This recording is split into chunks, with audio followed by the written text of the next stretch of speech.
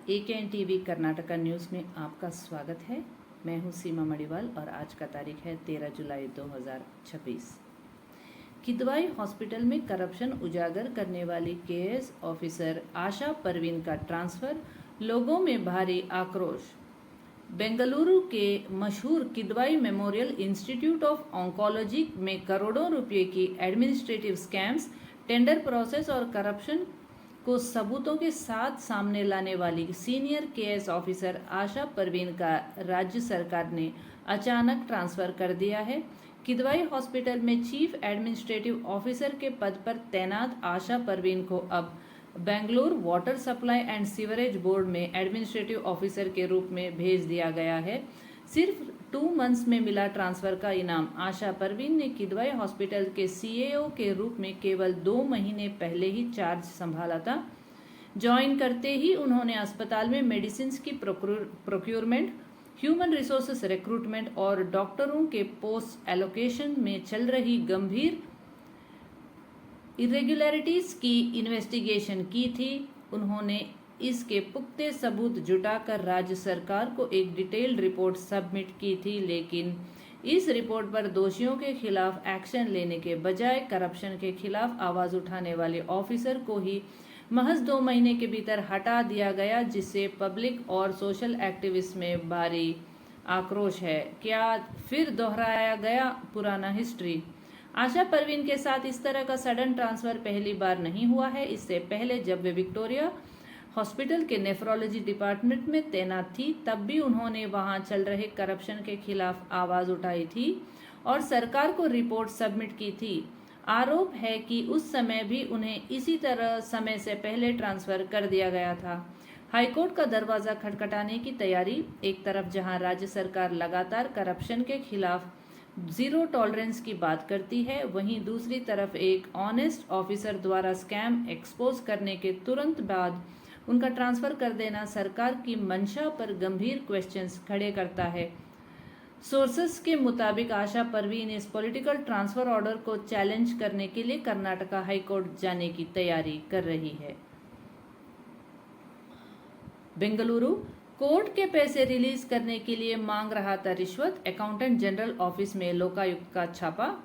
बेंगलुरु के park house road स्थित accountant general office में कर्नाटक लोकायुक्त पुलिस ने बड़ी कार्रवाई करते हुए अकाउंटेंट आदर्श कुमार सिंह को 13,000 रुपए की रिश्वत लेते हुए रंगे हाथों गिरफ्तार कर लिया है। पीनिया निवासी शिकायतकर्ता N रमेश का एक सिविल केस बेंगलुरु ग्रामीण कोर्ट में चल रहा था, जिसके तहत कोर्ट में 13.9 लाख रुपीस जमा थे। उस राशि को वापस दिलाने और फाइल आगे बढ़ाने के लिए अकाउंटेंट आदर्श कुमार सिंह ने 13,000 रुपए की मांग की। लोकायुक्त की कार्रवाई। रमेश रिश्वत नहीं देना चाहते थे, इसीलिए उन्होंने लोकायुक्त से संपर्क किया। लोकायुक्त पुलिस अधीक्षक शिव प्रकाश देवराज की देखरेख में जाल बिछाया गया। जैसे ही रमेश ने उस आरोपी को 13,000 रुपए दिए, लोकायुक्त टीम ने उसे दबोच लिया। मौके पर ही रिश्वत की रकम जब्त कर आरोपी के खिलाफ भ्रष्टाचार निवारण अधिनियम के तहत केस दर्ज कर आगे की जांच शुरू कर दी गई है। विकास के नाम पर पर्यावरण का विनाश। वायनाड हादसे से मलेनाडु के लिए चेतावनी। केरल के वायनाडु में हुए भीषण भूस्खलन के बाद अब कर्नाटक में मलेनाडु क्षेत्र में भी डर का माहौल है। एक्सपर्ट्स का कहना है कि विकास के नाम पर जंगलों को काटना और अंधाधुंध निर्माण कार्य करना उस तबाही का मुख्य कारण है। रिपोर्ट के अनुसार मलेनाडु और तटीय इलाकों में लगभग 13,797 वर्ग किलोमीटर का क्षेत्र बेहद संवेदनशील और खतरे में है।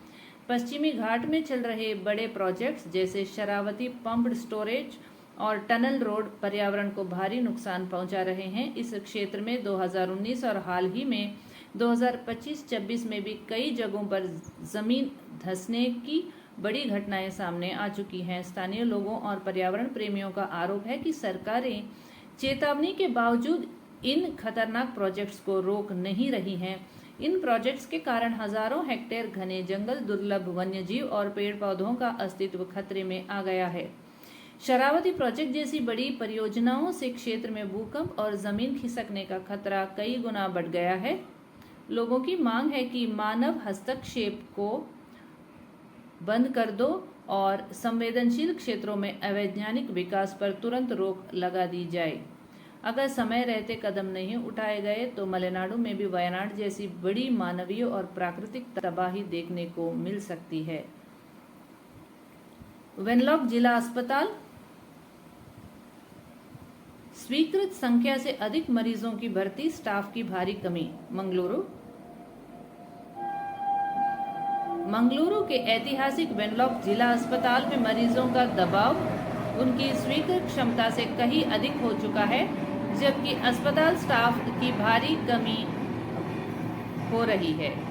अस्पताल में स्वीकृत बेड की संख्या के मुकाबले कहीं अधिक मरीजों को भर्ती किया गया है। रिपोर्ट के अनुसार वर्तमान में 1058 से अधिक मरीज उपचाराधीन हैं, जो कि स्वीकृत क्षमता से बहुत ज्यादा है। स्टाफ की भारी कमी, अस्पताल में डॉक्टरों, नर्सों और चतुर्थ श्रेणी कर्मचारियों के कई पद खाली पड़े हैं, लगभग 526, जिससे मौजूदा स्टाफ पर काम का भारी दबाव है।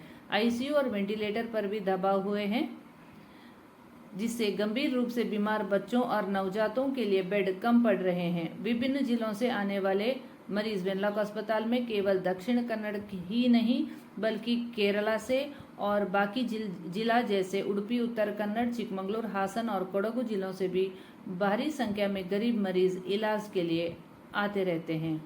रिपोर्ट में उल्लेख किया गया है कि अस्पताल की इस गंभीर स्थिति को देखते हुए सरकार को तुरंत खाली पड़े पदों को भरना चाहिए और बुनियादी ढांचे को मजबूत करना चाहिए ताकि मरीज को सही इलाज मिल सके। धन्यवाद।